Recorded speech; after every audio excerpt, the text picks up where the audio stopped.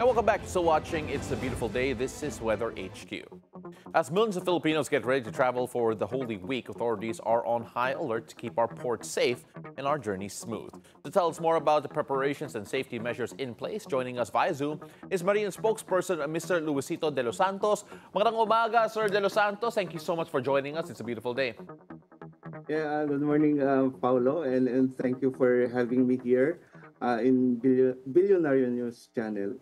Mr. De Los Santos, thank you so much for joining us again. Simulan po natin with the expectations po natin this Holy Week because alam na po natin that there is a bit of an exodus outside of Metro Manila and traveling will be at the premium, safety is at the premium.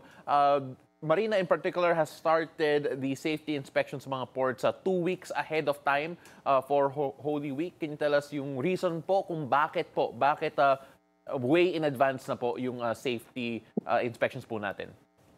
Well, I just would like to make it clear that maritime safety is one of the core functions of the Maritime Industry Authority, and ship inspection is done regularly.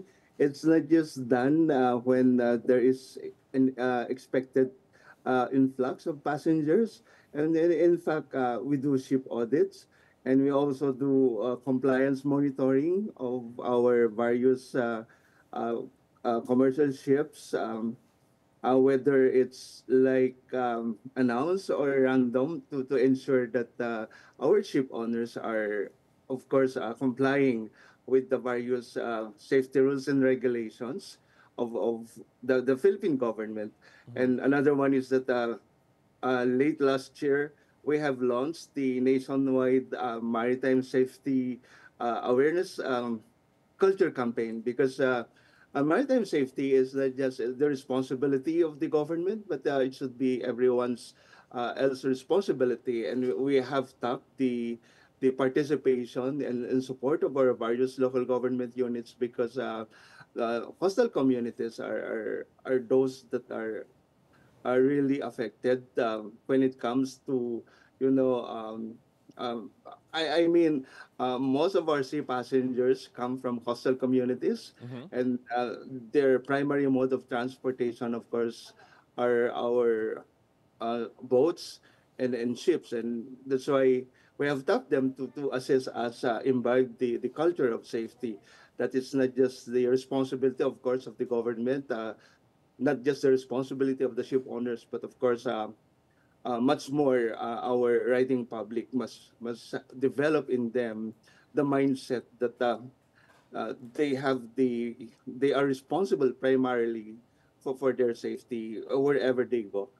Thank you for the clarification, sir. So just to revise yung question ko just a bit, when we talk about the expected influx of passengers dahil sa Holy Week po, what has been done to ensure the safety, considering yung influx po that we are expecting in terms of passengers? And if ever, if you have a number po of how much of an influx do we expect this Holy Week to make use of yung maritime transportation po natin?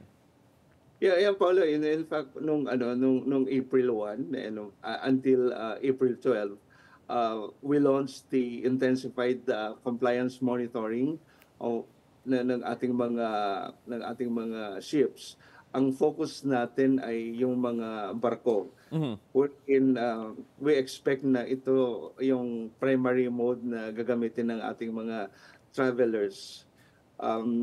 Nag-inspect po tayo. At the same time, ang Marina came up with 7 composite teams, and they were distributed in various ports in the Philippines. So far, ang na-inspect po natin na barko is 113.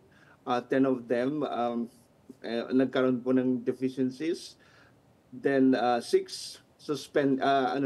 lifted, and may 4 pa po na remaining po na suspended. And hindi po natin papayagan na lalayag ang mga ito unless they have to fully rectify yung mga noted na mga deficiencies. Kasi may mga deficiencies na pwede kasing i-rectify kaagad-agad, at meron din po yung mga hindi basta-basta na ma-rectify.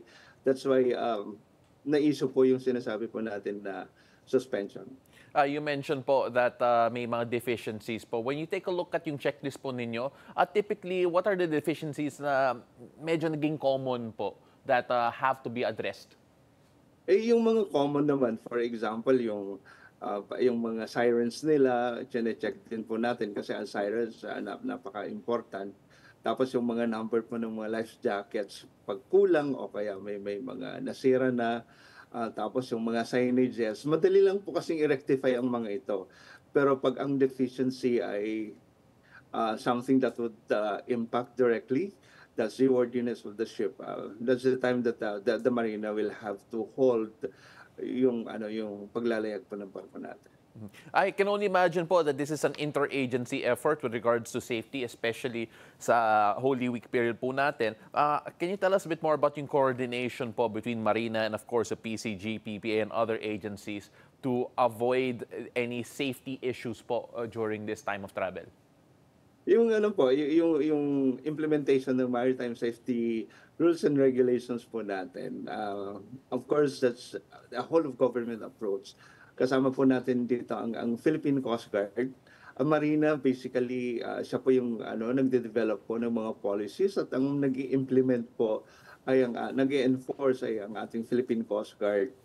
Meron din po tayong mga, of course, interaction with our port authorities, sa Philippine Port Authority, sa Cebu Port Authority. Doon po natin nalalaman if yung mga foot traffic at kung kailangan pa po natin na magdagdag ng mga barko because the Maritime Industry Authority has relaxed the sailing schedule ng ating mga passenger carrying ships, lalong-lalo na this peak season. Sir, we have so many more questions to ask when it comes to yung mga ports, especially I want to ask personally about yung mga how digital systems is affecting yung mga management natin in terms of cargoes and even ticketing systems. Pero since we don't have enough time to get to that, I want to pass forward to yung advice niyo po towards those traveling this Holy Week period and of course even advice to yung mga operators po natin when it comes to passenger and of course cargo moving around this Holy Week period po. I would like to remind yung ating mga passengers na paghandaan po natin ang ating paglalayag. It's really very necessary na alamin po natin yung capacity ng mga sinasakyan po natin kasi hindi po pwede na mag-overload ang ating mga sasakyan pandagat. At yung mga operators natin to make it sure that necessary assistance ay na-extend po natin sa ating mga mananakay and huwag po natin kalimutan na ibigay ang discount yung 20% fair discount ng ating mga estudyante, mga persons with disability at yung ating mga senior citizen. Importante rin po na pipirma po tayo. Ilagay po natin ang ating mga pangalan doon sa passenger manifest. At kung may mga pagkakataon po na hindi natin inaasahan na mga pangyayari, alamin natin ang exit passageway at palagi po tayong makinig sa mga announcements sa loob po ng barko at higit po sa lahat kung saan po nakalagay ang ating mga life jackets. Ang life jackets ay malaki pong naitutulong sa atin lalong-lalo na sa mga pangyayari po na hindi po natin inaasahan. He is the spokesperson for Marina, Mr. Luisito De Los Santos. Maraming salamat po. Thank you very much for joining us this morning. Have a beautiful day po. And thank you, Paulo.